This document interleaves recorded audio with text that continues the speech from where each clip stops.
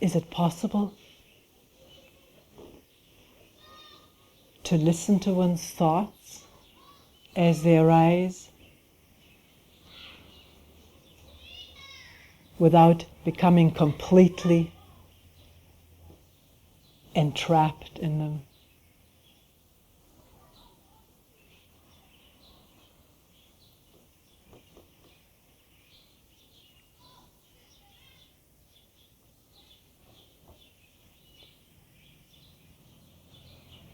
It's nice for a number of people to come together without doing anything special.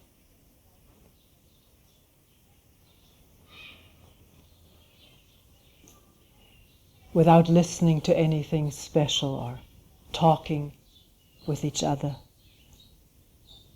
entertaining each other, just sitting together quietly,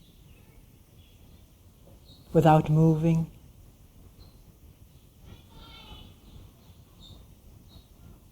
In the presence of whatever is going on in oneself, in the presence of each other, this room, the birds, the air, hot and cool,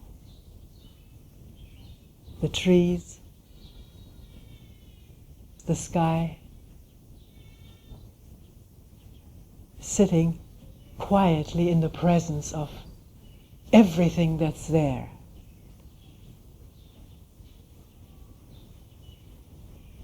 Without resisting or grasping.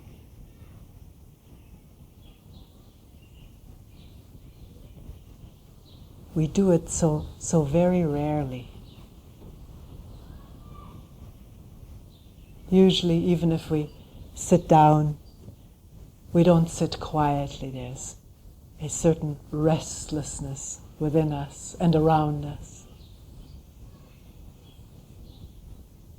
We may fidget around or scratch an itch, scratch our head or touch our nose or our mouth, or drum with the fingers.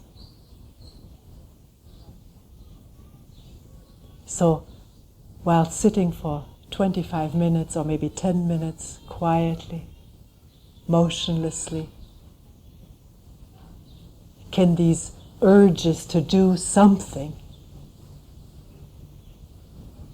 just come into awareness without doing anything about them? Just listening and attending gently, not forcefully, not trying to control or interfere in any way.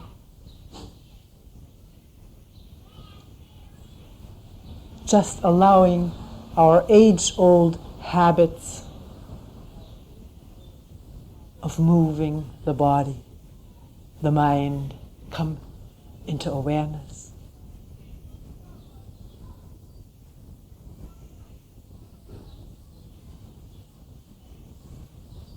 Practically everything we do is habit, which means it is only barely or not at all conscious, mechanical, automatic,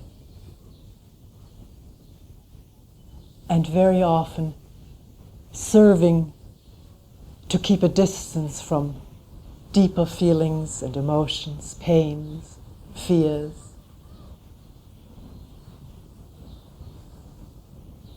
So in sitting without moving for a while, not controlling oneself, just listening and attending to all that goes on and wants to go on, can one come in touch with these deeper feelings, emotions, thoughts, sensations of anxiety or fear, restlessness, without interfering, without being carried away. Just a simple attention,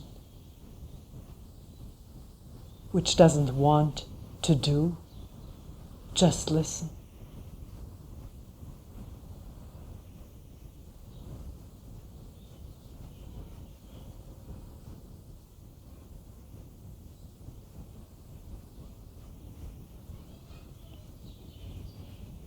A talk such as this is not any lecture, it's not a sermon or a speech to persuade each other of any kind of belief or opinion or conviction or dogma. It's there so that we may, if we're at all interested in this, look at ourselves and each other together, openly,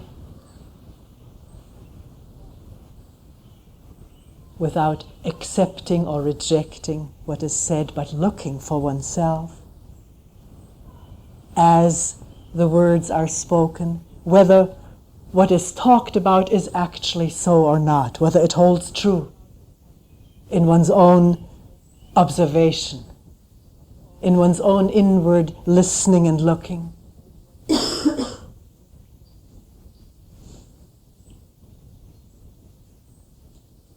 The amazing thing is that human beings do have this capacity to look and find out for themselves. And yet the way we have been raised and we're raising each other and our children, this capacity seems atrophied or undeveloped or underdeveloped. Because instead we are following what other people say, we're being influenced by opinions and beliefs and theories. We're in awe of people who seem to know, who seem to have a ring of authority. And rather than looking and finding out, testing out for ourselves, we follow what someone else says. Quite willingly. It seems easier.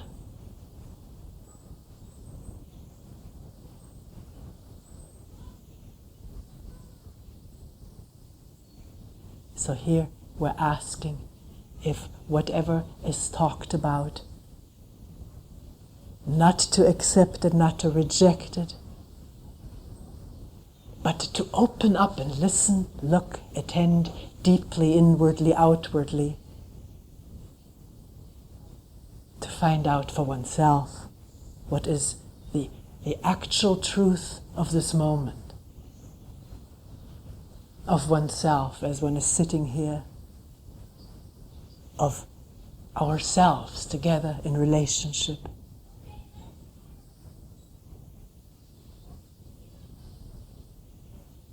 What is sound? What is children's voices? What is traffic? What are bird sounds, birds' calls?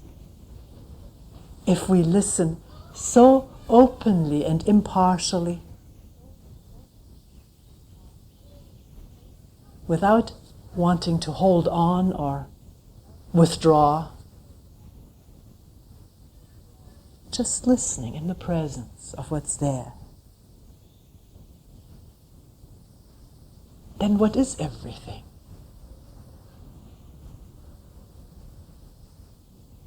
Not explaining it or naming it, knowing it, because that is merely thinking about ourselves or things or feelings or people,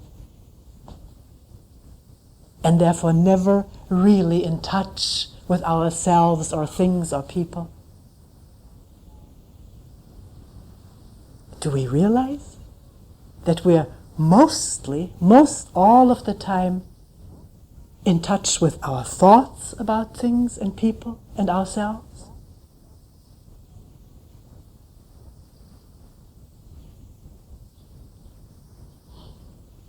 the thought and idea, the image of what I am, based on what I think I have always been, I've been told that I am, or was, or what I should be like, how I want other people to see me.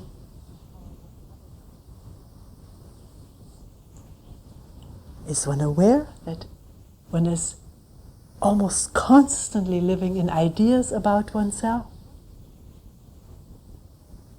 Ideas, images, remembrances,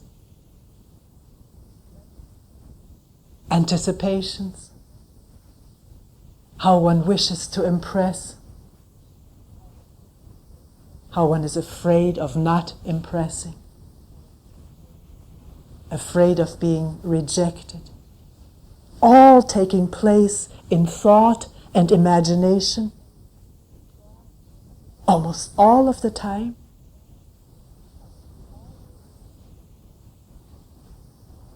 Can one begin to see, be aware of that, as one sits for 25 minutes quietly, not just carried away by the river of thought and feeling, but waking up to the fact that this is happening, that this is actually going on.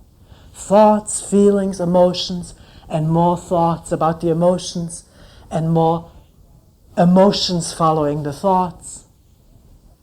Not just following, they simultaneously arise, a thought and there's an emotion. A thought of what he or she did to me and the emotion of anger or pleasure, guilt, or looking forward to this happening again, or dreading that this may happen again. Thoughts and the whole organism involved with sensations, tension, stress, pleasurable or frightening emotions and feelings. And from this emotional accompaniment to our thoughts, new thoughts. I don't like this feeling. I don't want this fear. I hate to feel this way. And from these thoughts, more stress. The stress of conflict, of being in conflict with how we feel. By thinking that we don't like what we feel. This all sounds complicated, but it's very simple when it is observed as it is actually taking place.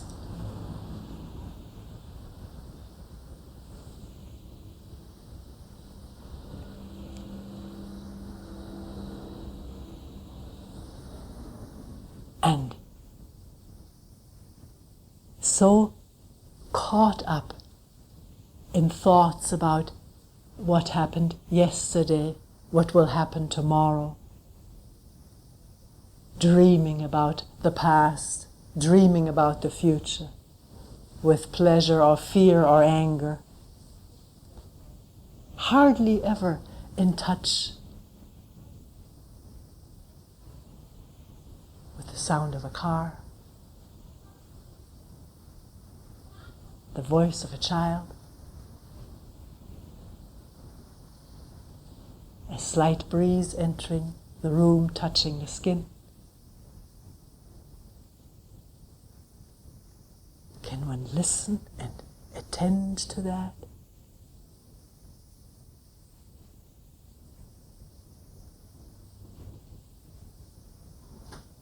Without comment, this is nice, this is bad, this is disruptive.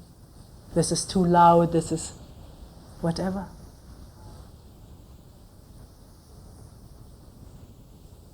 Or as these judgments and comments arise in the mind, can they be seen immediately as they arise?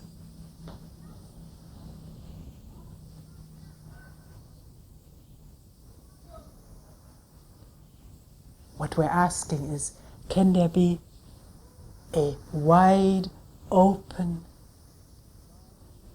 awareness which rests in itself, not trying to grasp something or push something away? Listen.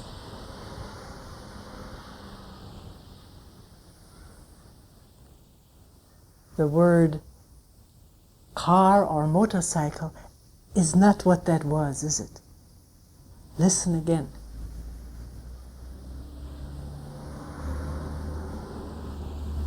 What is it when we drop all words and descriptions, knowledge about it, and just listen to what's actually there?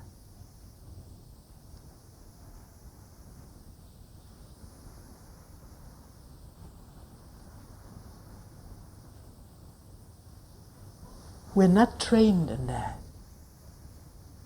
And I don't know whether that needs training, but we have been trained to label everything and react to everything. Taking sides, expressing preference and choice. That's what we've been trained. So can this training, this conditioning of explaining everything, knowing everything, reacting to, for, or against everything, can this in itself come into open awareness? A perception, the naming, this is a car, I don't like it, or how nice. Just listen to the whole thing, the sound, the naming, the description, the reaction, the emotions, feelings. Listen to this whole thing like a broad stream.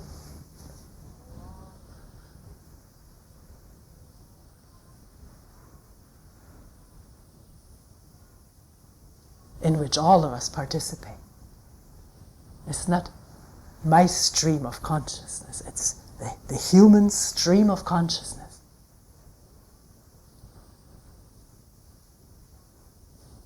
Being exposed when there is a moment of listening without any particular motive to get, to grasp, to hold, or to be rid of.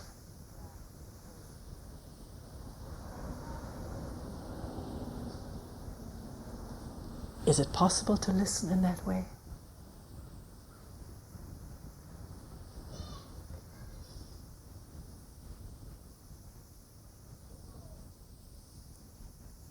As the motive comes up to be able to do that, can one hear that? We talk to ourselves. I want that. I can't do it. He can do it better. I'm not as good as she is. Can we listen to all of that? Like all the ripples and waves and bubbles and foam on this vast stream.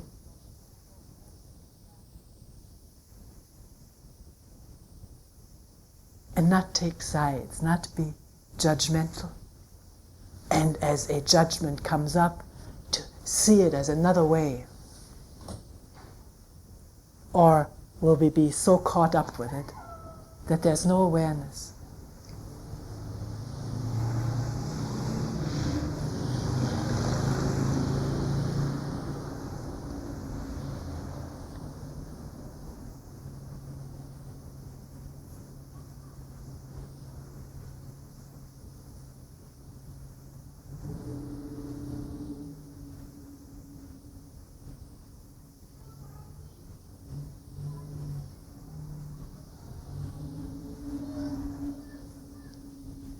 In Springwater, during retreat, as we listen, it is the birds and the wind in the branches and leaves,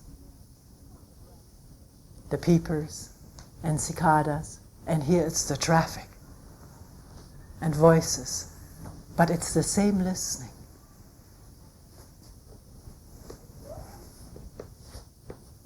A listening that comes out of openness, out of wondering what is actually going on around us and inside of us, every moment.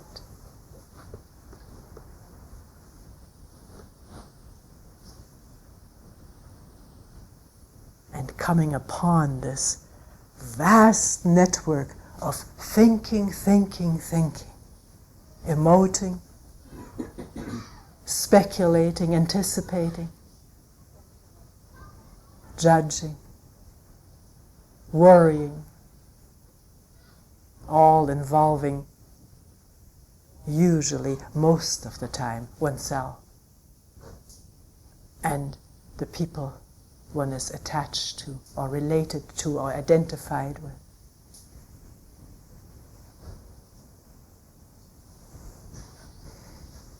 Can one find out what one's thoughts and emotions are almost invariably concerned with, revolving around? Not judgmentally, but to find out, to have insight into this. Not just be captivated by it, entangled in it, upset over it. But to see, yes, this is so. This is what thought was just about, and this is the emotion that is connected with it. And here's resistance to it. We're using words here to label it, but in watching inwardly, it needs very few words. It's all happening. It's been happening for years and years and years. And we pay so little attention to it.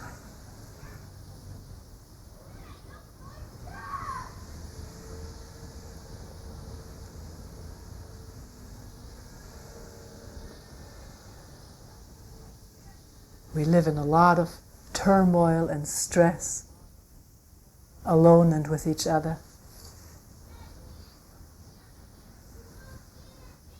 And to get away from this, wanting to find something that is peaceful and quiet, we try to find a method of meditation.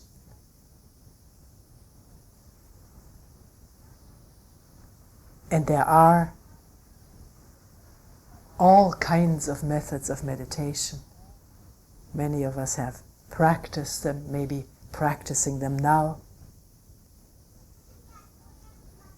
Ways of concentrating the mind upon some spot in the body, on the nose or between the eyes or in the belly, or repeating a word, visualizing some design. Concentrating the energies of the mind on something. With maybe, if one does it often enough, with enough fervor, willpower, enthusiasm, there comes a feedback. And maybe more energy felt after the meditation. And during the meditation, one may find that the mind is quieting down through this power of concentration. It has a tranquilizing effect. Some people use it to put themselves to sleep if they cannot fall asleep at night. Like the effect of a lullaby, a soft or repetitive sound and rhythm on which the mind concentrates. One can play with this, experiment with it, to see how this works, if one is so inclined, or has done it, to look at it in a new way.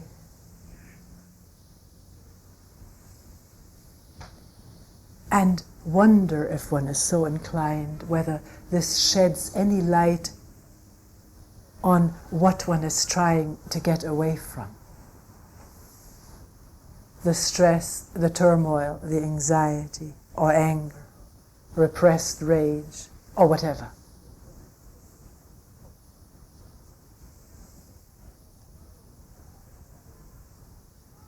What we're asking is whether one can indeed be in touch with whatever stresses or upsets one, concerns one deeply, not trying to escape from it to tranquilize the mind, but to understand it, have insight into it, in an awareness that is open and non-judging, non-escaping.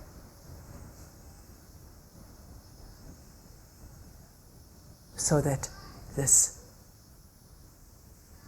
inner dividedness between what one hates to feel like, is afraid of looking at, comes to an end by being in touch what's there, being in touch what comes up and beckons to be looked at.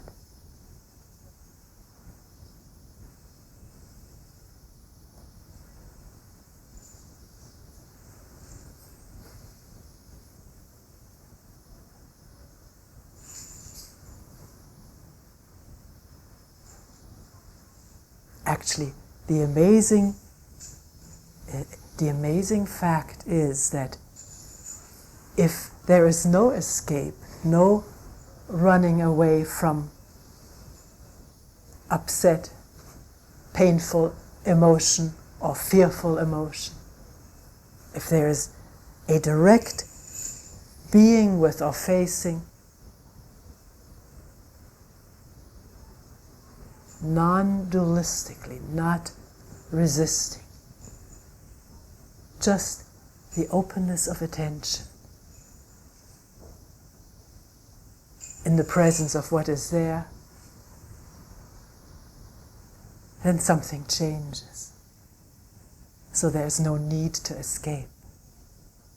One finds out for the first time what it is that one has been running away from all one's life, by facing it, listening to it like the sound of the traffic and bell.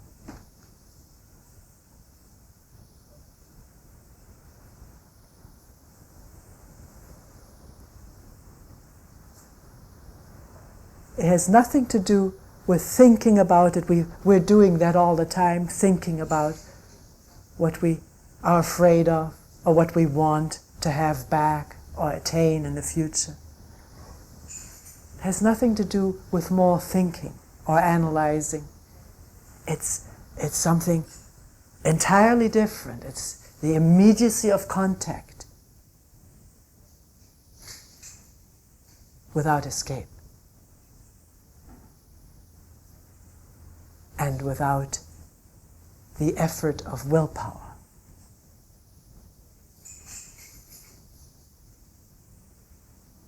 Willpower and resistance go hand in hand. One can find that when there's no resistance to face something, there needs to be no willpower to face it. It's there.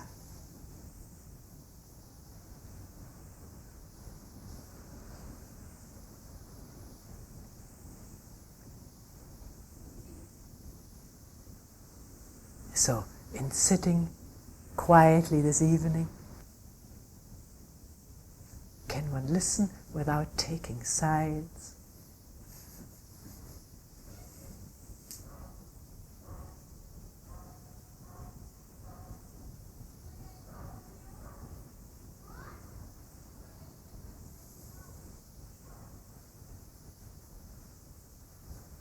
Without thinking good or bad, right or wrong, me or them, just letting everything appear,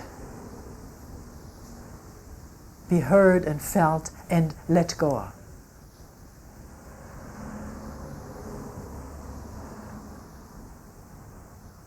It happens entirely on its own.